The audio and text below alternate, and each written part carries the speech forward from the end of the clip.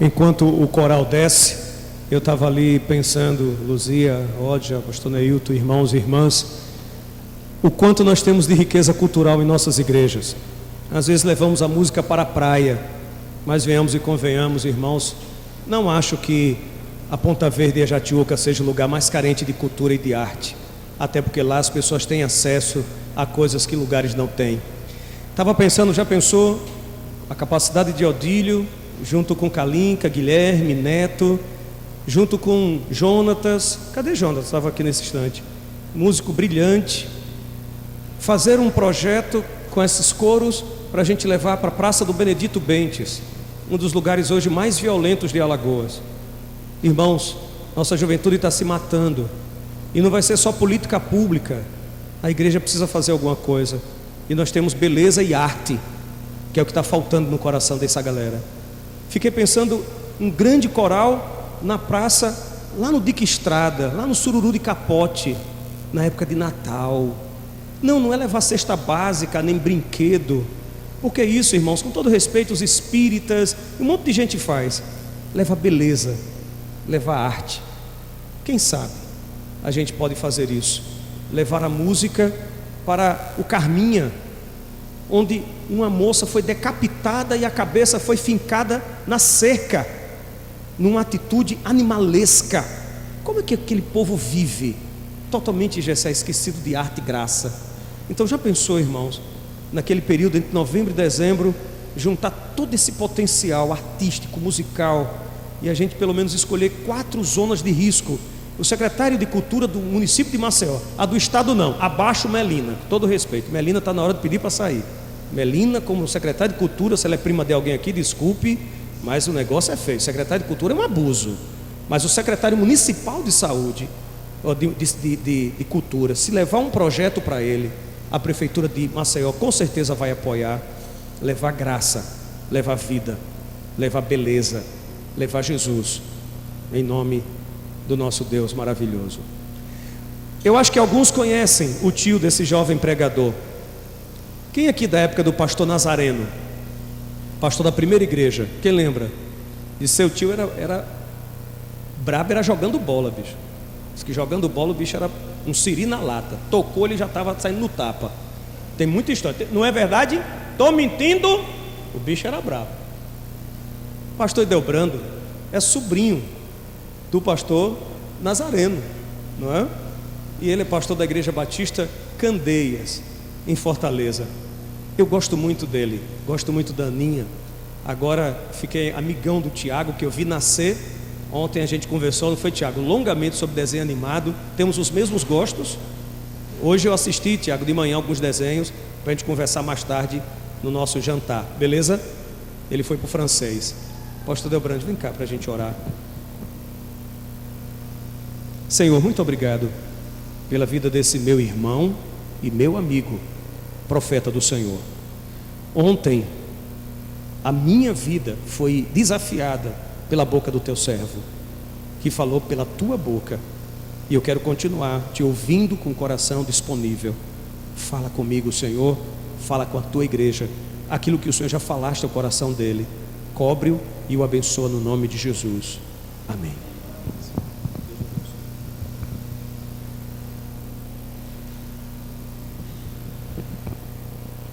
Meus irmãos, como é bom estarmos aqui louvando o nosso Deus, não é verdade?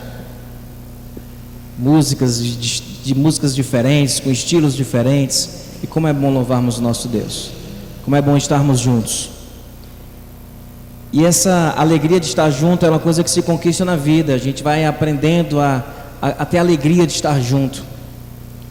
Eu estou falando isso porque eu queria fazer menção a uma viagem que nós fizemos, Wellington, onde o Wellington foi pregar lá em Fortaleza. E ele não foi sozinho não, levou uma tropa, não foi? Era o Golzinho Prata, você foi com mais 3, e Sandro, Zito e uma outra pessoa. E o Sandro, desculpa, eu me cocei, mas eu não consegui segurar a onda. O Sandro chegou lá em casa, entrou no banheiro e olhou assim para aquela cheia de perfume, e ele escolheu um, achou bonito, colorido, tirou a tampa. O Sandro está aí, não está? Sandro? Sandro tá aí, não tá? Tirou a tampa assim e passou nele, né?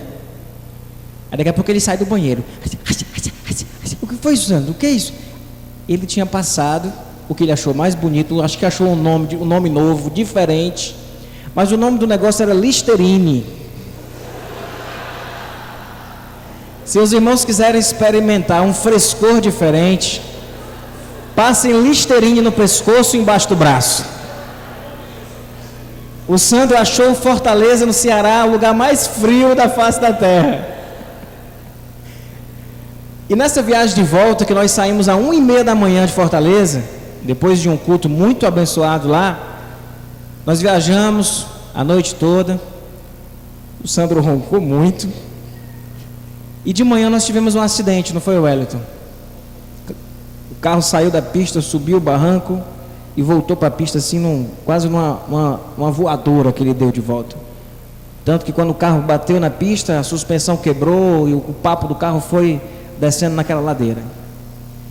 Por que eu estou falando isso? Não tem nada a ver com o que eu vou pregar hoje, não. A gente teve gente aqui com momentos difíceis, nós passamos por momentos difíceis. E aquilo nos marcou, aquilo nos uniu. Esses momentos difíceis que nós passamos, eles nos unem. Eu até hoje, quando eu passo naquele lugar, eu lembro. Não tem como eu passar, foi na divisa de João Pessoa, de Paraíba com o Rio Grande do Norte. Divisa ali, na descida que tem assim. E eu lembro disso. Então, se nós temos passado por momentos difíceis, é verdade, irmãos, que passaremos por eles. E depois, sempre que olharmos para eles, nós vamos lembrar das pessoas que estavam junto conosco naquele momento.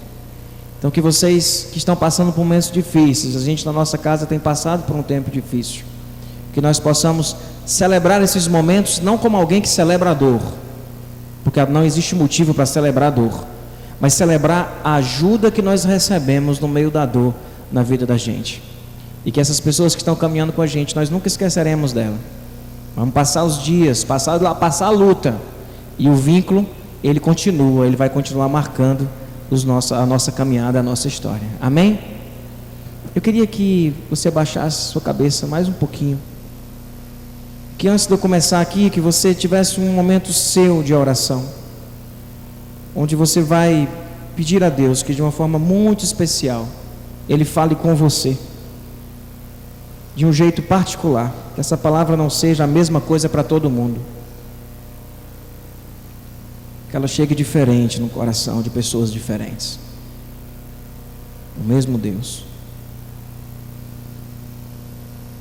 E Senhor, eu quero discernir e entender a Tua voz nesta noite.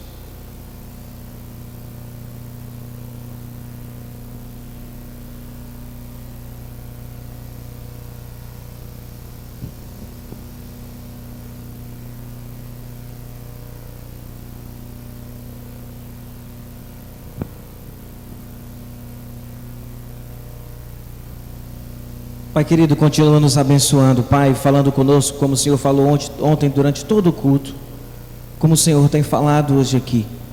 Continua falando com cada um de nós. É a oração, Pai, que nós fazemos, agradecidos, em nome de Jesus. Amém. Meus irmãos, na Bíblia, os primeiros capítulos da Bíblia, Gênesis 1 e 2, eles falam do relato da criação. Nós temos dois relatos distintos, Gênesis 1 e Gênesis 2, relatando da mesma forma tudo que foi feito, como foi feito, por que foi feito. E Gênesis 2 termina o último versículo do relato da criação. O último versículo. É o último versículo de Gênesis 2. É Gênesis 2, versículo 25. Ele é um versículo curtinho, mas ele para mim representa uma característica do paraíso profunda, tremenda. Ele diz lá naquele versículo que ambos, o homem e a mulher, Adão e Eva, eles estavam nus e eles não tinham do que se envergonhar. Eles estavam nus e eles não se envergonhavam disso. Eu olho para a criação e vejo Deus passeando no jardim, o homem em plena comunhão com o Pai, e depois eles nus, e eles não sentiam vergonha. Quando nós começamos a ler Gênesis 3, no relato da queda, algo acontece. Algo acontece, e o registro de Gênesis 3, a partir do versículo 1 ao versículo 10, mas eu queria pensar aqui alguns versículos. Ele diz que os olhos dos dois se abriram, e eles perceberam que eles estavam nus. Então juntaram folhas de figueira para cobrir-se. Ouvindo o homem e a sua mulher os passos do Senhor Deus que andava pelo jardim quando soprava a brisa do dia, esconderam-se da presença do Senhor Deus entre as árvores do jardim. Mas o Senhor Deus chamou o homem e perguntou: onde está você? E ele respondeu: ouvi os teus passos no jardim e fiquei com medo, porque estava nu e por isso me escondi. Parece que a queda vem abalando o espaço que existe entre nós e Deus. A queda vem abalando, destruindo, embaçando, colocando obstáculos no espaço que existe entre eu e você. O tema é eu e você. Esse eu e você, esse espaço que existe entre eu e você, ele foi maculado, ele foi adulterado, obstáculos foram ali colocados. Espaço que existe entre nós e Deus, ele foi obstruído. E o que é o Evangelho, se não a Deus se fazendo carne, habitando entre nós para restaurar estes espaços? Porque Jesus é aquele que vem restaurar o espaço que existe entre nós e Deus. Jesus vem para restaurar o espaço que existe entre eu e você. Nós perdemos a nossa capacidade de se relacionar com a queda. Os nossos relacionamentos se tornaram truncados, destruidores, adoecedores. E Jesus vem restaurar esse espaço. Bonhoeffer diz, um teólogo alemão, que Jesus veio ao mundo para revelar quem Deus é e quem o homem pode ser. Ele vem revelar divindade, ele vem revelar humanidade em sua plenitude.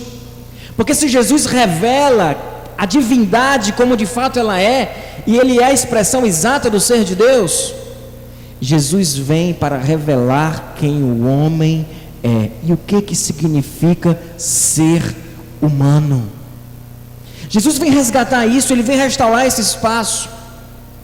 Certa vez perguntaram para Jesus em Lucas 17, chegaram para Jesus e disseram,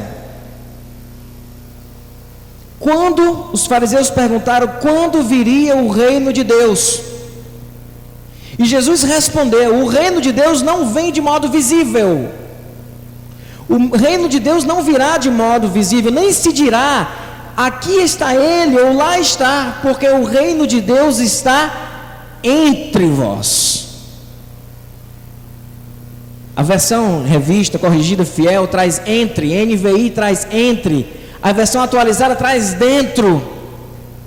E eu não estou querendo resolver essa questão. Para mim, se for dentro e entre, está perfeito. Mas eu gosto do entre, porque parece que existe sim um espaço entre nós, onde o reino de Deus é manifesto. Existe um espaço entre eu e você, que o reino de Deus acontece. O reino de Deus não vai acontecer de uma forma visível, onde as pessoas vão olhar e vão dizer: olhem aquela catedral, olhem aquele evento, olhem aquele homem, como ele é poderoso, como ele faz tantas coisas. Mas o reino de Deus será manifesto entre nós. Esse mesmo teólogo Bonhoeffer, num livro chamado Ética, falando sobre ética, ele fala de como, envolvidos na nossa religiosidade, nos nossos compromissos com a verdade, nós ferimos e profanamos o espaço sagrado que existe entre as pessoas. Porque nós não sabemos nos relacionar. Nós perdemos essa habilidade. E nós vamos destruindo os nossos relacionamentos, os nossos casamentos, vamos destruindo nossa relação pais e filhos, nossa relação de amigo, de irmão, nossa relação de servo, de senhor. Nós não sabemos viver essas relações, porque o pecado parece que tirou um dispositivo de nós, ou acrescentou um dispositivo, que faz com que nós nos percamos nesse espaço que existe entre nós. E esse espaço, como diz Bonhoeffer, é sagrado. Quando você vê alguém em nome da lei, em nome da verdade, ferindo o espaço sagrado que existe entre as pessoas, que verdade é essa desassociada da graça? Porque o Filho vem cheio de graça e de verdade. Ele não vem só com a verdade, ele vem com a graça. É o que eu chamo do beijo da graça com a verdade. Porque quando a graça e a verdade se beijam, que nós desfrutamos de um evangelho que de fato, ele vem restaurar esse espaço sagrado que existe entre nós. Eu costumo dizer em casamentos, e dizer: irmãos, vocês acham que é fácil amar? Não é não. É fácil gostar, e é fácil deixar de gostar. É fácil admirar, mas também é muito fácil deixar de admirar. É fácil desejar, como também é muito fácil parar de desejar. Amar, na nossa condição de pecador, é um milagre de Deus na vida da gente. É por isso que Paulo escreve a igreja em Éfeso, e tem uma hora que ele não diz nada, ele simplesmente diz: eu oro, eu me ponho de joelhos e oro para que vocês possam compreender a altura, a largura, o comprimento e a profundidade do amor de Deus que está em Cristo Jesus. Porque, irmãos, quando nós compreendermos isso, e não ache que você compreende, não ache que eu compreendo, mas a essência da vida cristã está em compreender a altura, a largura, a profundidade, o comprimento do amor de Deus que está em Cristo Jesus. Isso é revolucionador. Isso restaura o espaço sagrado que existe entre nós. Por isso digo que o avivamento que Deus tem a fazer na igreja dele é nos seus relacionamentos. Jesus vem restaurar isso. O amor de Cristo, a vida de Cristo, a cruz de Cristo revela o amor do Pai como um amor perfeito, e é este amor que nós precisamos conhecer, este amor que nós precisamos compreender, discernir em detalhe, altura, largura, comprimento, profundidade deste amor que está em Cristo Jesus. Porque o amor ágape, que é o amor de Deus por nós incondicional, ele restaura o filos e o eros. Ele restaura as nossas relações de fraternidade. Ele restaura as nossas relações eróticas, entendendo o erotismo como algo que vai para muito além do sexo. O amor ágape, ele restaura o filos e o eros. Irmãos, o que é que nós precisamos, senão de sermos restaurados na nossa capacidade de amar? Deus é amor. Nós fomos criados à sua imagem e semelhança, mas o pecado manchou esse espelho, como que quebrou essa imagem, e hoje distorcemos o reflexo da imagem do amor de Deus. Isso destrói a nossa própria vida, as nossas relações. Cristianismo é relacionamento.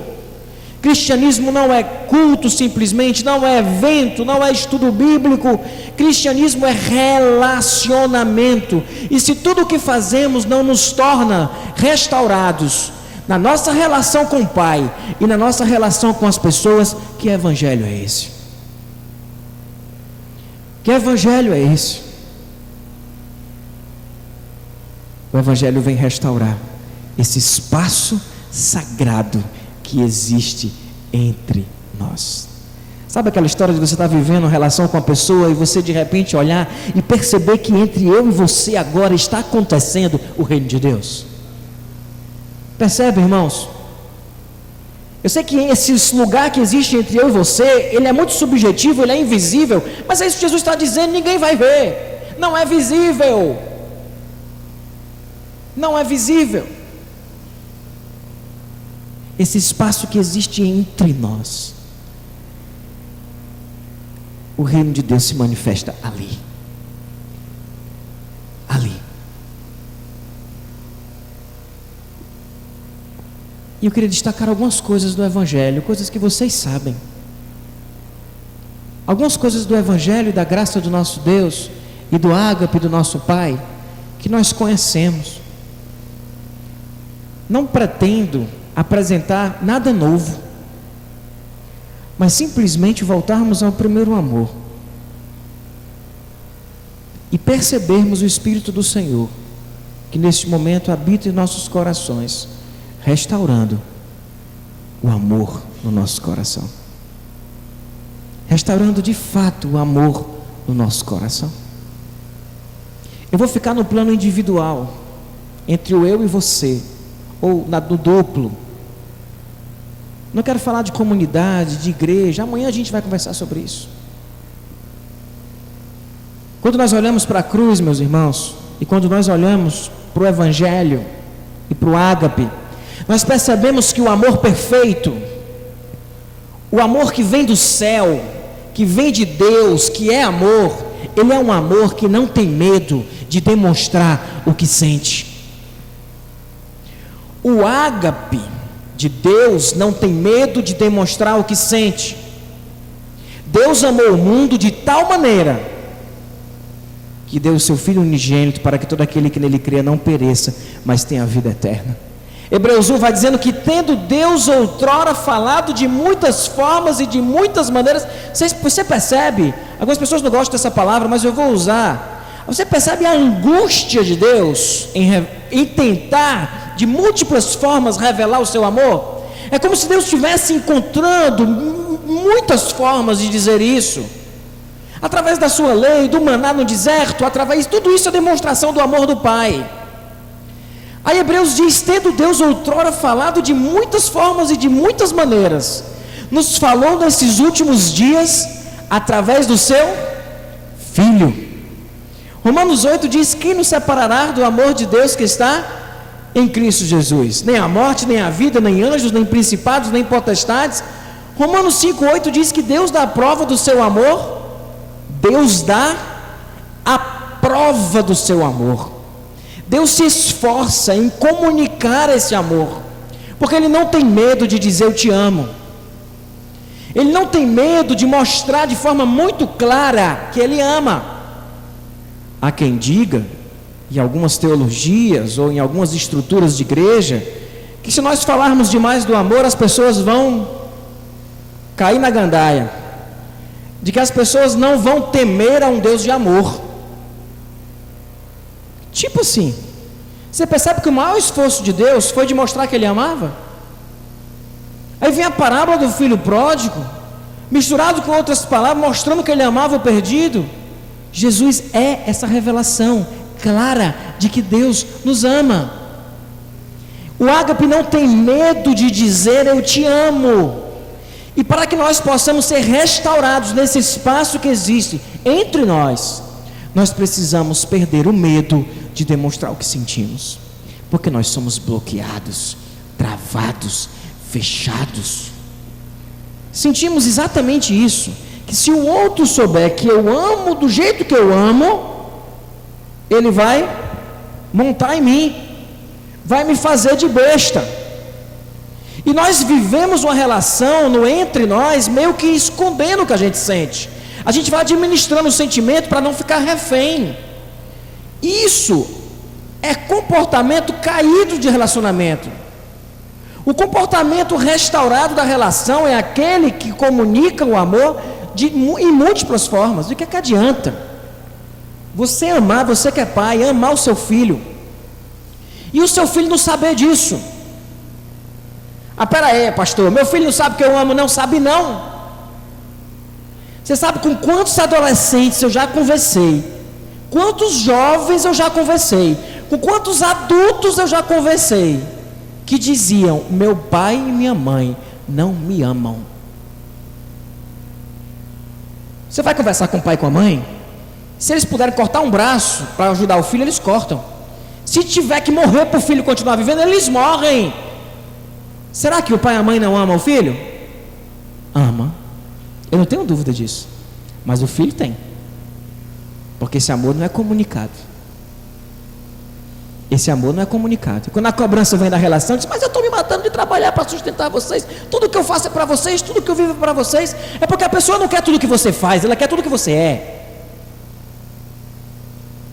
E somente o ser dado ao outro tem valor. Quando eu dou ao outro aquilo que eu sou e não o que eu tenho. Não o que eu produzi simplesmente, mas aquilo que eu sou. Nós perdemos a capacidade, e a gente no Nordeste então, quando é homem e pai com filho homem, tem uma besteira de não botar no colo, de não continuar beijando. E com filha mulher também, porque a mulher vai ficando formosa, a filha vai ficando formosa, e o pai começa a se afastar como se ele estivesse pecando, com medo de alguma coisa que não existe. E nisso nós não comunicamos o amor. No relacionamento matrimonial, parece que deixar o outro inseguro é uma forma de mantê-lo preso a você. Isso é caído. O amor ágape passa a segurança. Ele olha para aquele que está ali e diz: eu te amo e nada poderá me separar do meu amor por você. Nada que você faça, nem anjos, nem principados. O ágape deixa isso seguro. Nada. Conversei com um jovem essa semana, que ele estava conversando comigo numa boa, até que ele foi mencionar uma coisa que ele, um momento com a mãe dele, onde a mãe dele, numa raiva com ele, disse para ele que devia ter abortado ele. Aí a gente diz assim, né? Como é que uma mãe diz isso para o seu filho? Mas está de ruma dizendo isso. É de ruma, sabe o que é de ruma, né? É muito. É de ruma esse tipo de coisa acontecendo. Se você fizer isso de novo, eu vou me embora e nunca mais você vai me ver. Nós usamos o medo de perder o amor como forma de controle. Educamos os nossos filhos num terrorismo de que a qualquer momento ele pode perder você. E achamos que estamos nos tornando educadores fantásticos, porque os filhos são comportadíssimos, mas qual que não é? Eu lembro da minha irmã que fez um negócio desse uma vez comigo. Eu me impliquei com ela, bati nela. Ela disse: eu vou me embora dessa casa, e quando papai e mamãe chegar, diga para eles que eu fui embora e a culpa é sua. A Andréia, ué, você imagina ela fazendo isso? Puxou a mala, foi para a porta, e eu agarrado na mala. Não! A gente usa esse tipo de coisa porque nós somos caídos na nossa capacidade de se relacionar.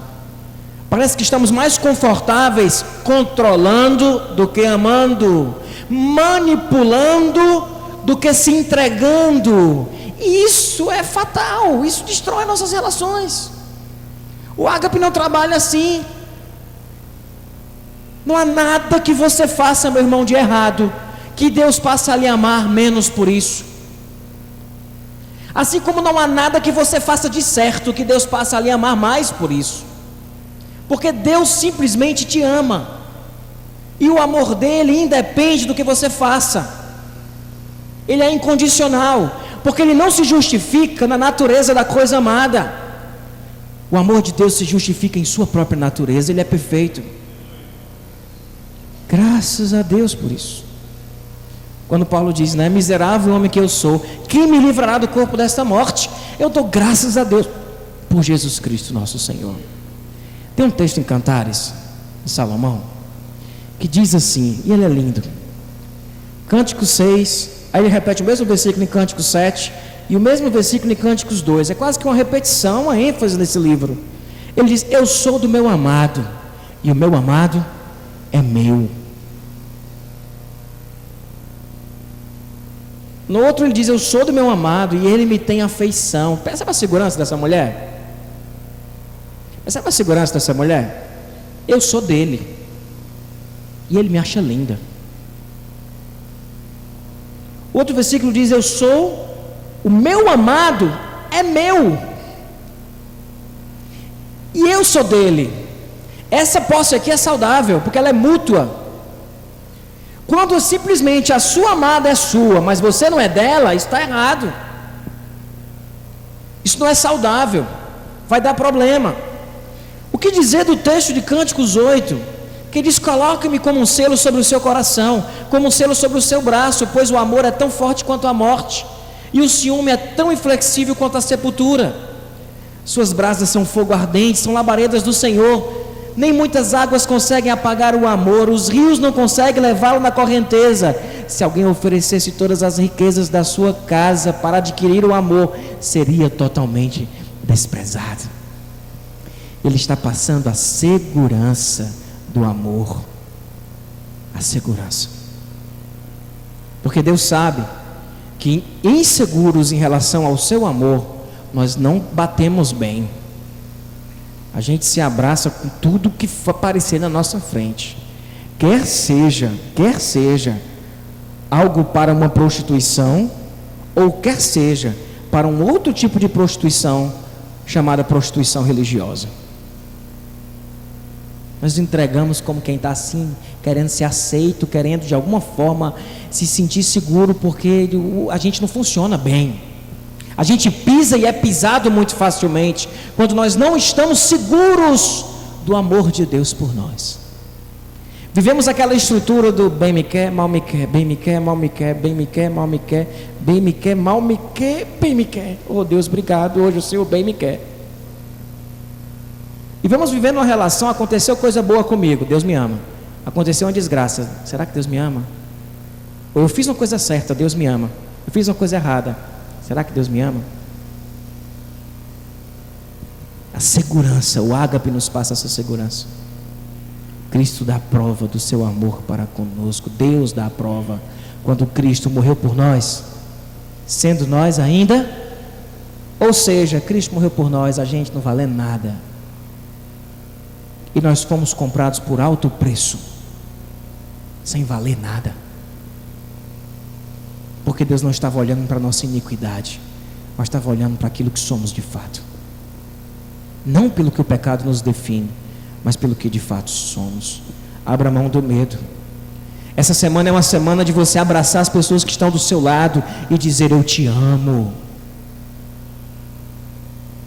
Tem casal que só diz que ama quando estão juntos na horizontal, fazendo um carinho muito gostoso, mas não é hora de dizer que ama, não é só ali não. É preciso conseguir dizer que ama com luz acesa, olhando no olho, pegando na mão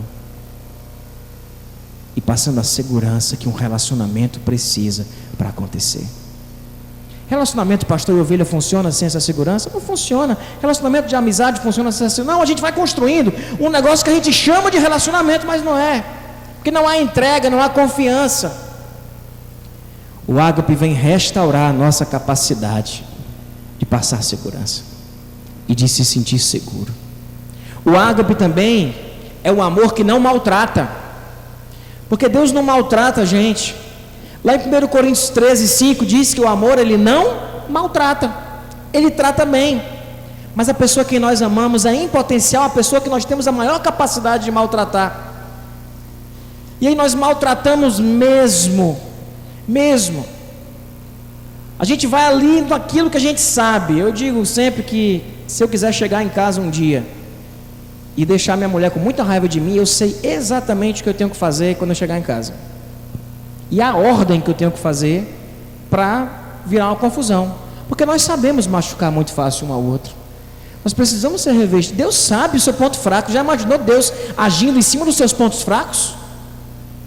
Pelo contrário, a Bíblia diz que Ele não nos dará tentação além da nossa capacidade de suportar, mas junto com a tentação Ele dá o escape, para que nós possamos fugir.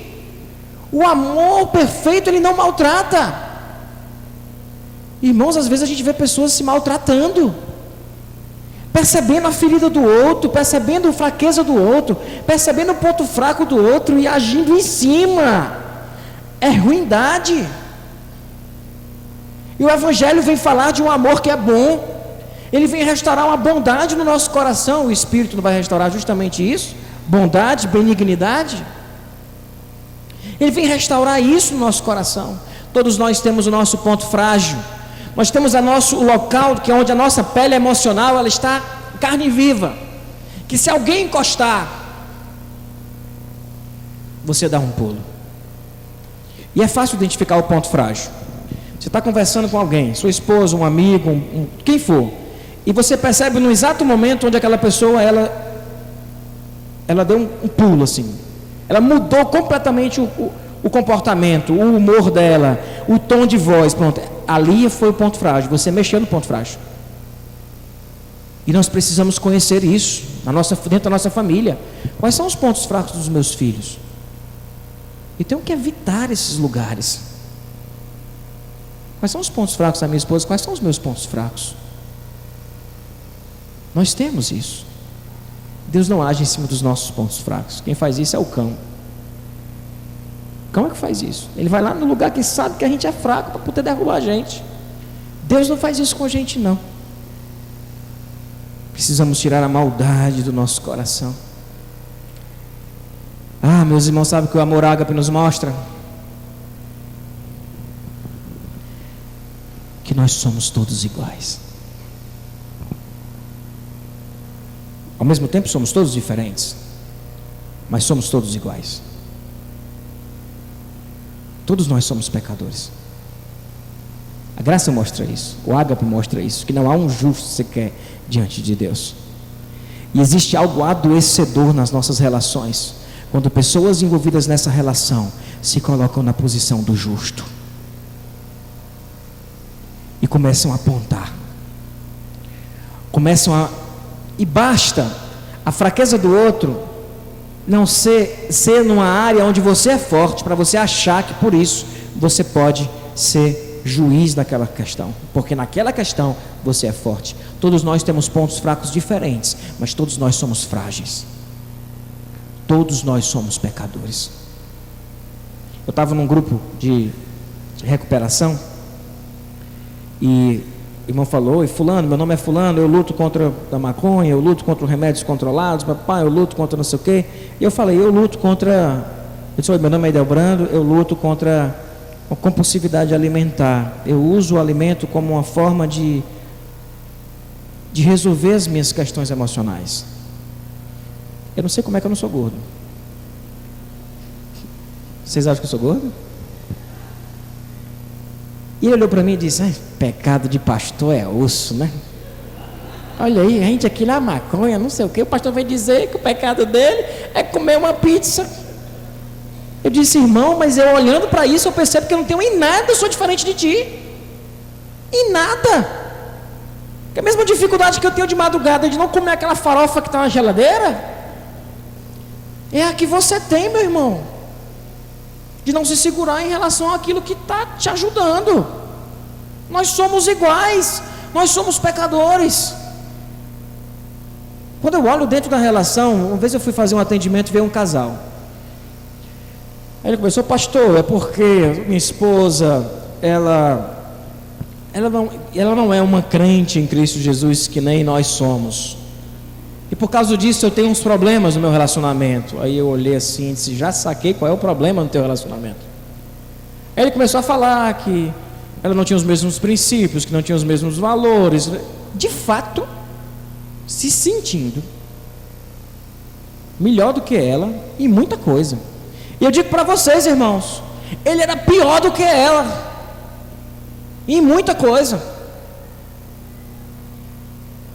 E eu tive que, na conversa lá, estampar isso e dizer: cara, tu está muito pior do que ela. Você está muito mais doente do que ela. E uma doença enorme que nós temos é de achar que nós somos melhores do que o outro, de que nós estamos ocupando algum lugar melhor do que o outro. Jesus contou a parábola do fariseu e do publicano que sobe ao templo para orar, e isso é nítido. É aquela coisa do cara olhar e dizer: obrigado, Senhor, porque eu não sou igual a esse irmão, eu não sou igual a minha mulher, igual aos meus filhos, porque eu não sou igual, e eu jejuo 3 vezes por semana, eu dou o dízimo de tudo que eu possuo. Qual dos dois saiu dali conhecendo o Evangelho e sendo justificado? Foi o que se sentiu justo? Ou foi justamente o que percebeu que não tinha justiça em seus atos e clamou por misericórdia? Irmãos, uma coisa que eu oro muito a Deus, que Deus mantenha o meu coração aberto e sensível para as fraquezas dos meus semelhantes, e que eu possa olhar com graça, entendendo sempre que eu não sou em nada melhor do que ninguém, de que não tem diferença entre eu e aquele cara que, essa pessoa que decapitou e botou a cabeça lá. Eu sou em que espiritualmente diferente daquela pessoa, na minha essência, na minha natureza pecadora? Em nada. Em nada. Se não fosse a graça do Senhor, se não fosse a minha história, se não fosse os pais que eu tive, o lar que eu tive, em que eu sou diferente daquela pessoa? Aí a pessoa vai dizer: não, mas todo mundo está ali, tem a mesma oportunidade. Uns escolheram para isso e outros escolheram para isso, pelo mesmo motivo que a gente está todo mundo aqui, e uns estão escolhendo fazer umas coisas erradas e outros não. Somos pessoas diferentes, mas somos iguais na questão de sermos pecadores. E aí, para de olhar para o teu cônjuge achando que você é melhor do que ele. Tem muita mulher, igreja tem muita mulher, né? No Dia Internacional da Mulher, eu mandei ficar em pé, a mulher lá na igreja. Ele não pode sentar, pode dizer que entrou um exército ficando em pé. Muita mulher. E às vezes a gente vê que isso é mais comum, a mulher querendo salvar o casamento, se colocando como entendendo já uma série de coisas que o marido ainda não entendeu e que ele precisa entender. Começou a barreira. A gente olhar para um para o outro, entender que nós não somos diferentes, que todos nós somos pecadores, e a graça mostra isso. Tem um livrinho chamado Abrace-me Apertado. Ele fala, quando o casal, ou em qualquer relação, nós estamos no diálogo do demônio. E ele chama de diálogo do demônio, embora não seja um livro cristão, ele usa essa linguagem, dizendo que é quando nós começamos a acusar o outro, a colocar o problema está no outro, e está no outro, e está no outro. Isso é clássico, não é? Daí quando tudo deu errado, foram falar com Adão, Adão disse o quê? Foi a mulher que o Senhor me deu. Quem era o culpado? Ou Deus ou a mulher, ele não era. Vai falar com a mulher diz o quê? Foi a serpente que o Senhor colocou aqui no jardim. Percebe? A gente está sempre querendo dizer que não é a gente, quando o Evangelho nasce justamente no coração que assume que é a gente. E aí que esse amor nasce, restaurando nossa vida. A cena da mulher adúltera, todos querendo condenar aquela mulher, o que é a primeira coisa que Jesus faz? Antes de dizer: filha, levanta, pode ir, o que é que ele faz antes? Ele se ajoelha e ele começa a escrever no chão. A tradição diz que ele escrevia ali os pecados daquelas pessoas. Ele dizia: quem não tiver pecado, que atire a primeira pedra. Ele disse o que para aqueles fariseus? Vocês estão na mesma condição espiritual desta mulher. Parem de olhar para ela como se vocês fossem melhor do que elas. Quer ver como vocês são igual a ela? É só escrever. Aí começou a sair de fininho, o povo soltando as pedras e saindo. O relacionamento verdadeiro vai brotar quando nós estivermos prontos e dispostos a de fato sermos quem somos. O amor ágape não busca os seus próprios interesses, ele tira o egoísmo. Há, irmãos, duas coisas: uma, a vaidade, achar que a gente é melhor, e a outra é só pensar na gente. Isso é comportamento caído. O que o Evangelho vem restaurar é um coração que não pensa só em si, mas que busca os interesses do outro. Aqui para nós, vamos ser bem sinceros, a gente precisa de um milagre, não precisa? Porque a nossa natureza é de sempre estar buscando o nosso próprio interesse e não o interesse do outro.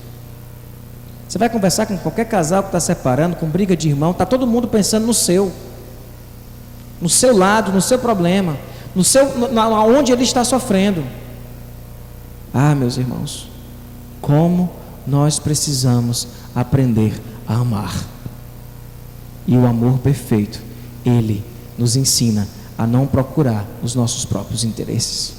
Isso é evangelho, isso é reino de Deus. O reino de Deus acontecendo no meio de nós, entre nós, no momento em que nós não estivermos buscando o nosso próprio interesse, de ver o evangelho transformando o nosso coração orgulhoso, vaidoso, de ver o evangelho tirando o egoísmo do nosso coração, tirando o medo para termos coragem de dizer que nós amamos, de vermos, meus irmãos, o evangelho nos ensinando o que é perdão e o que é pedir perdão. 1 Coríntios 13:5 diz que o amor, ele não guarda rancor. Repito, nós precisamos ou não precisamos de um milagre? Nós precisamos. É por isso que Paulo, em vez de ensinar isso, ele ora. Tem hora que ele para de ensinar e começa a orar e dizer: Deus, produz, que eles possam compreender o teu amor. Como é que um bando de alma cebosa que nem a gente consegue se relacionar sem ferir, sem ser ferido? A nossa história toda é ferindo e sendo ferido. Se nós não conhecemos o caminho do amor que perdoa e que pede perdão, não há saída para as nossas relações. Quantas são, é uma música do Marcelo Genesi, e diz: quantas são as dores de uma vida, jogadas na explosão de tantas vidas, vezes tudo que não cabe no querer. Quantas são as nossas dores, os dilemas que passamos, se não formos curados e tratados pelo amor, não há saída para os nossos relacionamentos. O que é mais fácil? Pedir perdão ou perdoar? C.S. Lewis diz que todos dizem que o perdão é uma ideia maravilhosa, até que tenham alguma coisa a perdoar ou a pedir perdão, porque isso não é fácil. Nós negamos, nós fugimos. E aí podemos dizer que na relação você pode até conseguir sair do conflito sem perdão, mas a relação não será mais a mesma. E o perdão restaura, ele faz nova todas as coisas, ele nos dá a condição de recomeçarmos e de continuarmos. A gente vai assistir um vídeo, o segundo vídeo, tá, irmão? O primeiro eu não vou colocar, não. E antes da irmã colocar, é um vídeo antigo, de uma novela. Eu sou um dos caras mais um dos caras mais noveleiros que tinha na minha casa. Eu assistia Vale a Pena Ver de Novo, assistia novela das 6, novela das 7, novela das 8. E aí depois que na novela eu repetia, eu assistia de novo. E é uma cena da novela Páginas da Vida. Alguém assistiu? Levanta a mão aí quem assistiu um capítulozinho de Páginas da Vida. Né? Assistimos, né? Não é cena da Babilônia não, tá? É cena de Páginas da Vida. Queria que você assistisse essa cena e que você pensasse. Não pense em nada não, assiste a cena.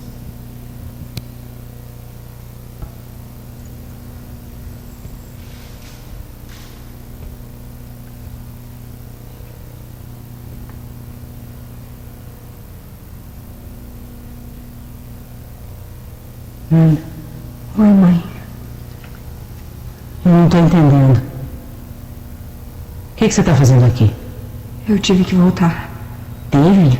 Ela vai explicar, Marta. Continuo não entendendo. Você chegou agora? Chegou assim, de repente? Chegou hoje? Ela preferiu vir assim, de surpresa. Mas era no Natal que você ia voltar. Eu sei, mãe. Eu sei. Alguém tem que me explicar depressa o que é que está acontecendo aqui, que eu não estou vendo isso, que é um pesadelo, que não é verdade o que está Não dava para explicar pelo acontecendo. telefone o que estava acontecendo, mãe. Não dá para explicar por telefone, nem pessoalmente. Aliás, não dá para explicar de maneira nenhuma o que eu estou vendo aqui na minha frente. Que grávida. Cacete! Você casou? Nanda, como é que você deixou isso acontecer? Ai, meu Deus. Não é verdade. Não é verdade. Sérgio, pelo amor Não de é Deus, pega um copo verdade. d'água pra tua mãe. Não é verdade. Não é verdade. Não é verdade. Por favor. Não é verdade. Por favor, Marta! Marta! Não adianta todo mundo ficar histérico, isso não resolve nada, por favor. Nós estamos diante de uma situação de fato. Eu também fiquei surpreso, Marta. Eu também quase infartei. Mas nós temos que resolver essa situação, encarar essa situação, senão nós vamos nos entender.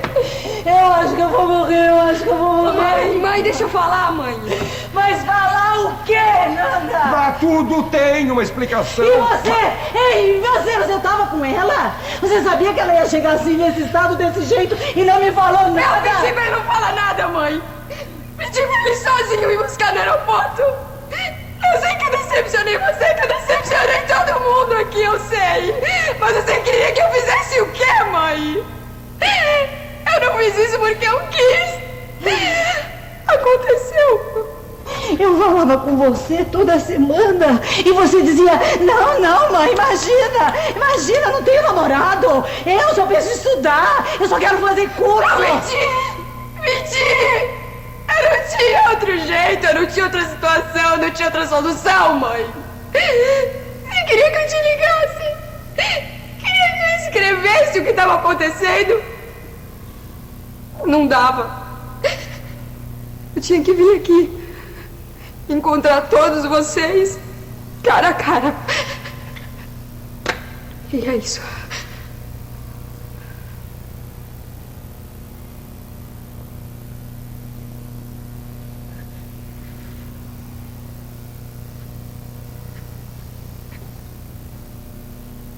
Mãe.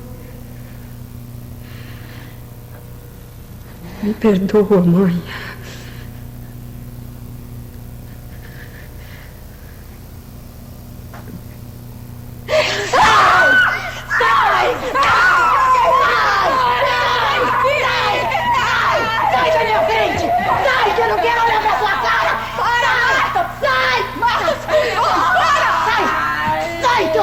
De te matar! Eu já disse, Marta, eu já disse que desse jeito nós não vamos conseguir nada. Eu não quero mais olhar pra sua cara!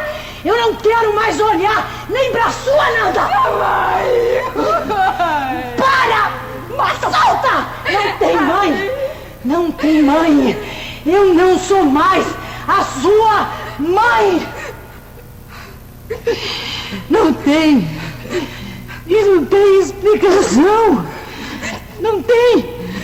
Você tinha que estar aqui em dezembro e com a barriga vazia. Para!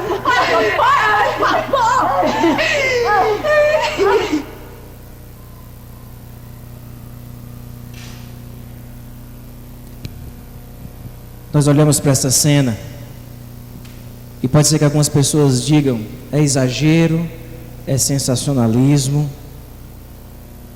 Isso para a minha vida real. Porque eu tenho uma ovelha que com 6 anos de idade, o pai dele olhou para ele e disse, eu vou repetir com as palavras do pai, que se você virar um viadinho, eu mato você.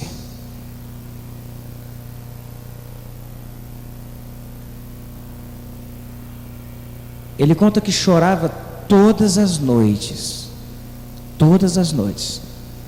com medo do pai matá-lo.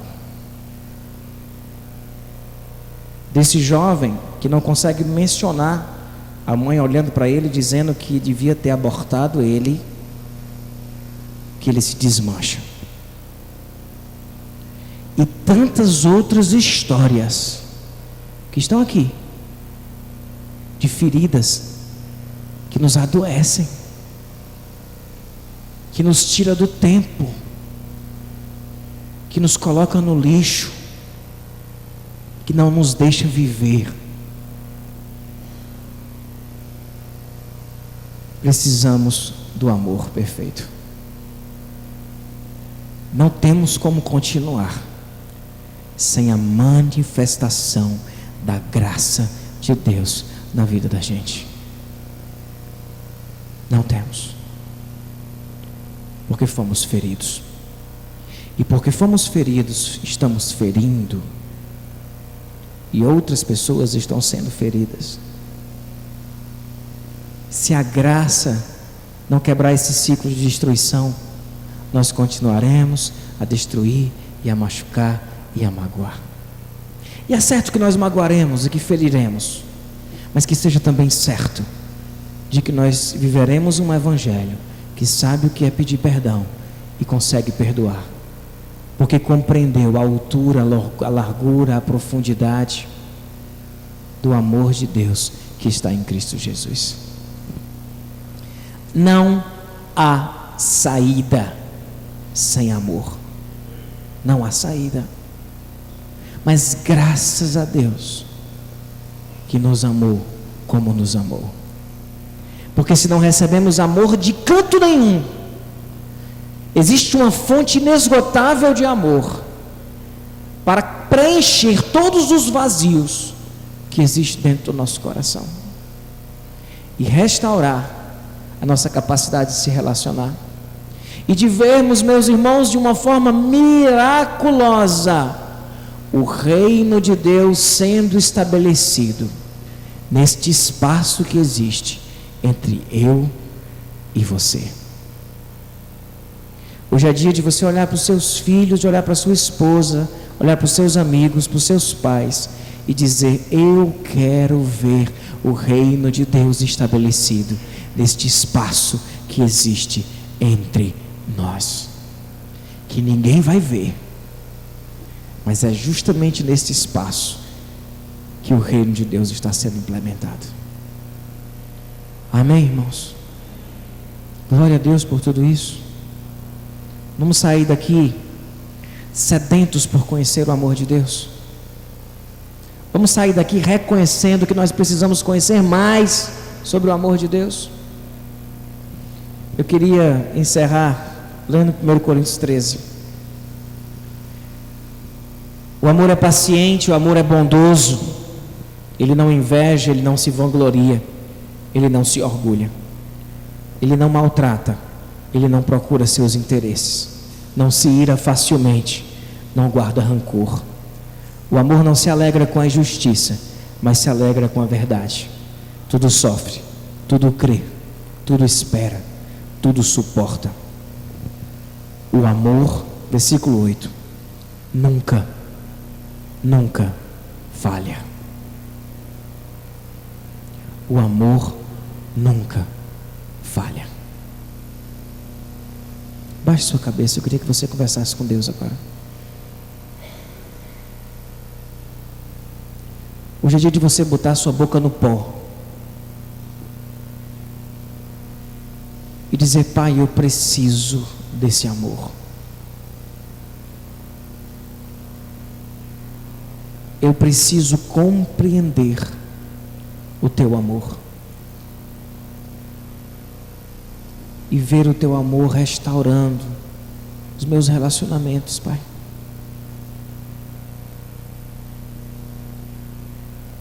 Eu sou difícil de se relacionar, diga isso para Deus.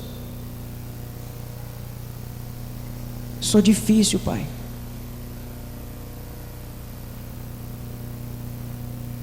Diz: Deus, derrama graça na minha vida, na vida daqueles que estão perto de mim. Manifesta o teu reino, Pai.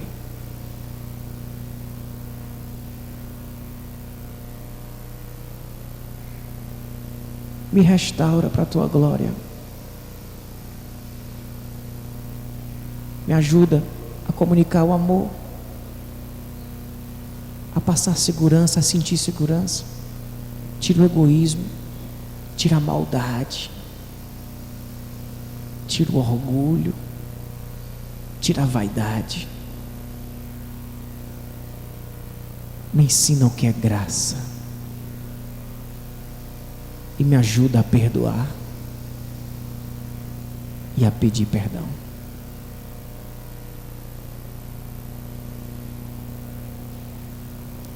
Que louvado seja o nome do nosso Deus, através do seu reino estabelecido entre nós. Amém.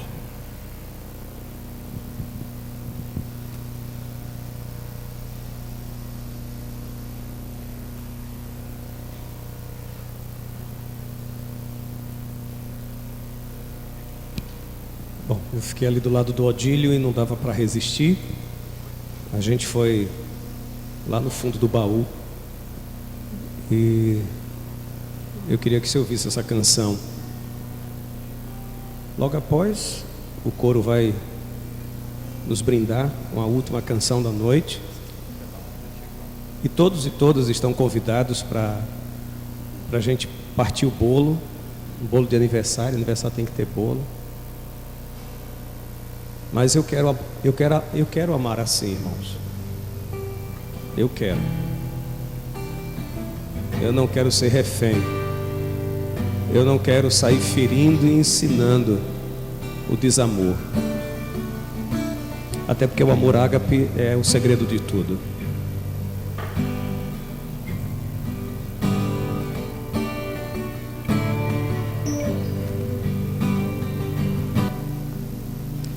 Deixou o esplendor de sua glória,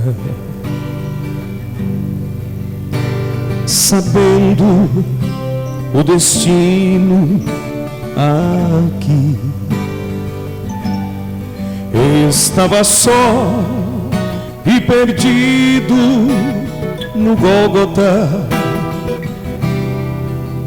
para dar sua vida por mim.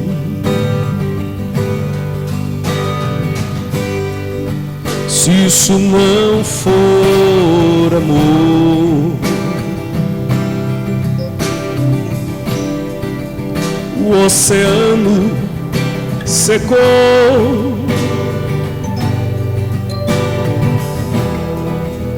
não há estrelas no céu, não há as andorinhas não voam mais. Se isso não for amor, o céu não é real.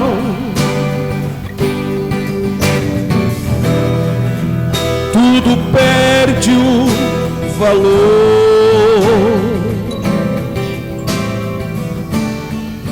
se isto não for amor.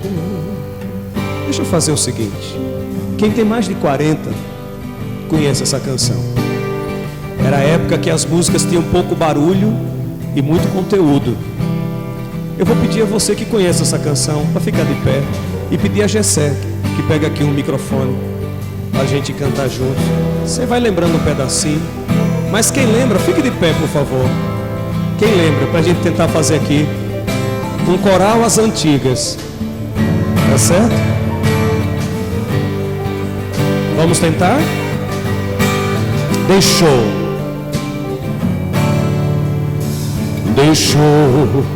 o esplendor de sua glória, sabendo o destino, tá ligado? Estava só e perdido no Gólgota para dar sua vida por mim. Se isto não for amor,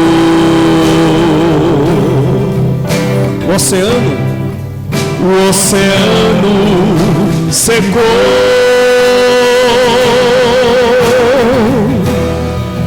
não há estrelas no céu, não há, as andorinhas não voam mais.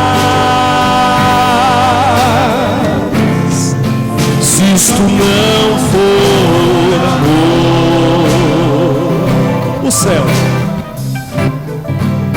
céu não é real,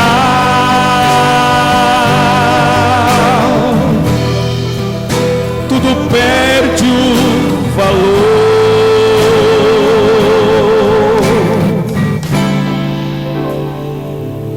Se não for por amor, eu quero amar assim. Poder sentar. Obrigado, Gessé, Odílio, os meninos. Obrigado ao coro da Igreja Batista do Farol. Leve um abraço amanhã ao culto, pastor Roberto, pastor Zé Carlos, toda a equipe. Dizer que eu tenho profundo afeto, carinho. Eu gosto de estar perto de você. Odílio é um ser humano que quem conhece uma vez. Eu estava no carro e eu disse para a Alana, eu gosto muito do Odílio, e a Alana disse, eu também gosto muito dele, né? É engraçado, não é? Ele tem essa coisa gostosa de, cara, não é perfeito, mas eu estou muito feliz que a Igreja do Farol trouxe o Odílio para Alagoas de volta, claro, triste pela Bahia, né? Mas muito feliz porque a gente acaba ganhando com a sua pessoa, com o ser humano que você é. Fred, amo você, diga a André que eu estou com muita falta dele, viu? E a cada um, receba o nosso carinho, nossa gratidão. Então todos convidados para comer bolo. Ontem o pessoal da Betel disse assim, não tem nem uma cantina, minha gente. A turma ontem a gente veio do trabalho direto, com fome, não tem nem uma cantina. Mas hoje tem bolo, pelo menos tem bolo, né? Deixa a dieta para segunda-feira, toda segunda-feira é dia. Deus abençoe a vida de vocês, viu? Muito obrigado, em nome de Jesus. Muito bom poder estar aqui e celebrar com vocês. Eu queria pedir que colocasse o refrão dessa próxima canção, onde começa Como Não Entoar Teu Louvor. Eu sei que vocês gostam de cantar e cantam bem, então eu queria que a gente pudesse aprender esse refrão, como da outra canção, vocês possam, no momento do refrão, poder participar com a gente, tá bom? E o refrão fala do amor de Deus, né? Fala desse momento de gratidão, a oportunidade de estarmos aqui, então um coração cheio de gratidão a Deus por todos esses anos, 45 anos de bênçãos, muitas lutas, mas com certeza muitas vitórias. Então, como não entoar teu louvor, né? Vamos lá então? Como não entoar teu louvor, como deixar de proclamar teu amor tão singular, como não te exaltar, meu Senhor, se existe no meu coração a canção de eterna gratidão. Aprendeu? Vamos repetir juntos? Vamos lá. Como não entoar louvor, como deixar de proclamar teu amor tão singular, como não te exaltar, meu Senhor, este no meu coração a canção de eterna gratidão. É para vocês cantarem, viu? Não é ficar olhando não, ok? Aprenderam? Então participem com a gente dessa canção de gratidão a Deus.